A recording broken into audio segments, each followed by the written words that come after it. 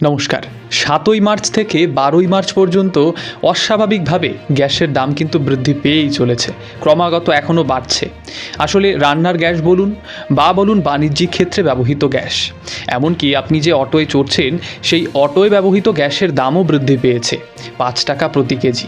তো সারা পশ্চিমবঙ্গের সমস্ত জেলাগুলোতে হাহাকার চলছে যে কোথায় গ্যাস, আর গ্যাস পাওয়া গেলে কালোবাজারি কিন্তু শুরু হয়ে গিয়েছে, মানে ব্ল্যাক মার্কেট। আপনি যে দামে স্বাভাবিকভাবে পেয়ে থাকতেন তার থেকে হয়তো আপনাকে দ্বিগুণ পর্যন্ত দিতে হতে পারে ভবিষ্যতে, এমনটাই কিন্তু খবর রয়েছে। আসলে এর কারণ তো সেই যুদ্ধক্ষেত্র, পশ্চিম এশিয়াতে চলছে যুদ্ধ, এবং সেই যুদ্ধের আঁচ চলে এসেছে আমাদের ভারতবর্ষেও। গ্যাসে টান পড়ে গিয়েছে ভারতবর্ষের। রান্নাখানা তো বন্ধ, এখন বাইরের থেকে কিনে কিনে কত খাবো বলুন? 3 তারিখে বুক করেছি, বুকিং নিয়েছে, কিন্তু বলছে বুকিং এর পরে ৫-৬ দিন পরে দেবে, সেটা আজকে ৮ দিন ৭ দিন হতে চললো, কোনো গ্যাস যায়নি।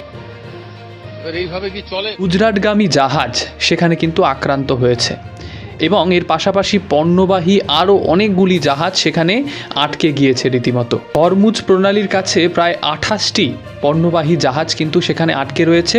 নাম্বারটা কম নয়, প্রায় ৬৭৮ জন ভারতীয় সেখানে কিন্তু আটকে রয়েছেন। যুদ্ধের ফল যে জনকল্যাণমুখী কোনো কাজে লাগে তার কিন্তু ইতিহাস নেই, ঠিক পশ্চিমবঙ্গের সেই পঞ্চায়েত ভোটের মতো। তার মানে ভুলে গেছো। এই যে গ্যাসের ক্রাইসিসটা হচ্ছে সেই পশ্চিম এশিয়ার যুদ্ধের ফলে, সেটা কি সত্যি ক্রাইসিস, নাকি সেই ক্রাইসিসটাকে তৈরি করা হয়েছে?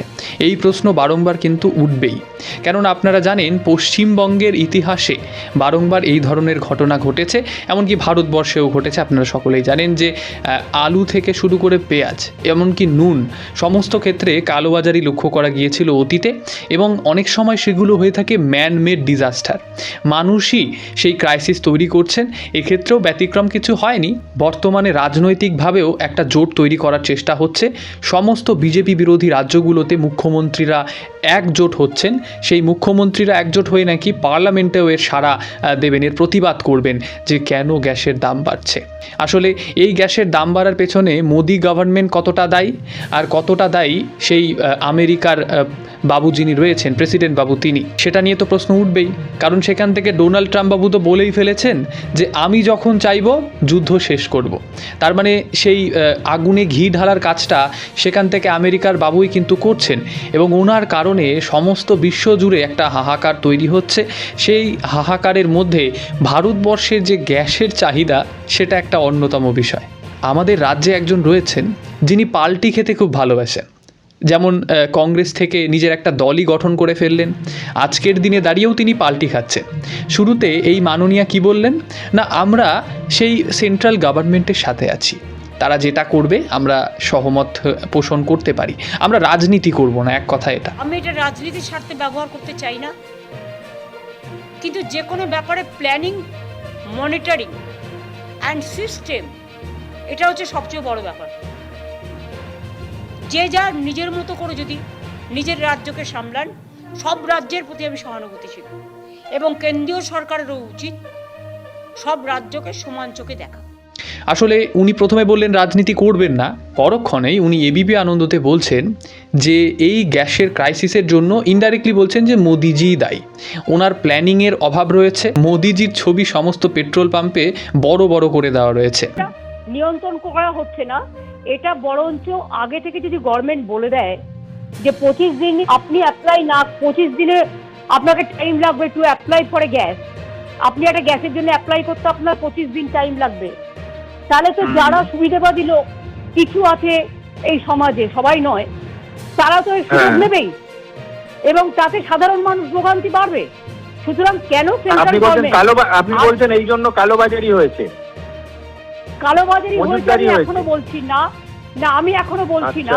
তার কারণ হচ্ছে সেন্ট্রাল গভর্নমেন্ট এটা অ্যালাউ করেছেন।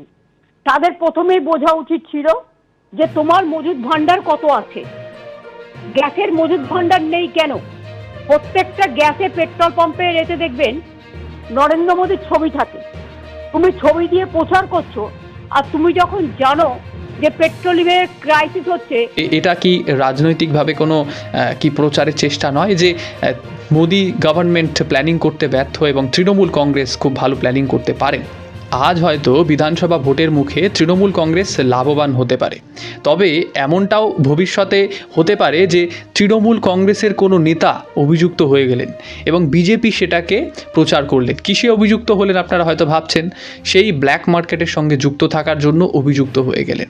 এমনটা তো অতীতে লক্ষ্য করা গিয়েছিল যে তৃণমূল কংগ্রেসের কোনো নেতার কোনো কর্মকাণ্ডকে বিজেপি ফলাও করে তুলে ধরে জনগণের সামনে তাদের ইমেজটাকে আর কি বলা চলে যে নিচের দিকে নামিয়েছেন। এর ফলস্বরূপ ভোটে তারা নিশ্চিতভাবে ফল পেয়েছেন। এবারও তার ব্যতিক্রম হবে না, কে বলতে পারে বলুন? সাহিত্য যেন বারংবার চোখে আঙুল দিয়ে দেখিয়ে দেয় যে এই যে অতি আধুনিকতা, এই আধুনিকতাই হয়তো হবে আমাদের পৃথিবীর পুনর্জন্মের কারণ। এই ধরুন আজই একটা কবিতা পড়ছিলাম, কবিতাটির নাম হচ্ছে ডিগিং, আর কবিতাটি লিখেছে সিমাস হেইনে। এই কবিতাটিতে কবি টার্ফের উল্লেখ করেছে। এবার টার্ফ কি? টার্ফ হলো আসলে এক ধরনের জ্বালানি। এটা একটা স্পঞ্জি অয়েল যেটাকে জ্বালানি হিসেবে ব্যবহার করা হয় আয়ারল্যান্ডে। তো সেই রকমভাবে ভারতবর্ষেও আমরা কিন্তু কাউডাং, যেটাকে গোবর বলা হয়, গ্রাম বাংলায় ব্যবহার করা হয়। আজকের দিনে দাঁড়িয়ে বোধহয় সেটা ভীষণভাবে রেলেভেন্ট, প্রাসঙ্গিক।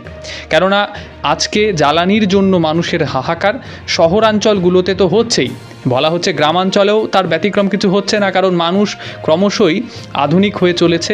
মানুষের যে জীবন ধারণ সেটা কিন্তু পাল্টাচ্ছে দিনকে দিন। আমাদেরকে হয়তো পুনরায় সেই গোবর দিয়ে তৈরি জ্বালানি সেখানে কিন্তু আমাদের ফিরে আসার সময় হয়তো হয়েছে।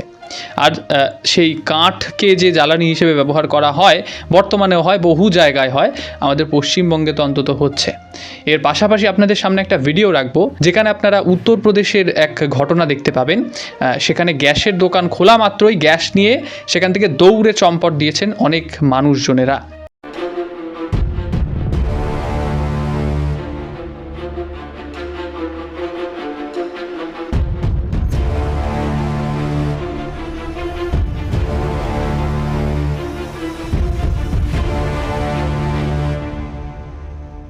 আপনারা কি মনে করছেন এই বিষয়ে? নিশ্চিতভাবে আপনাদের মন্তব্য রেখে যেতে ভুলবেন না। আজকের মতো এই ভিডিওটি এতটুকু রাখতে হচ্ছে। আবারও পরবর্তী একটি প্রতিবেদনে আপনাদের সঙ্গে দেখা হবে। অসংখ্য ধন্যবাদ।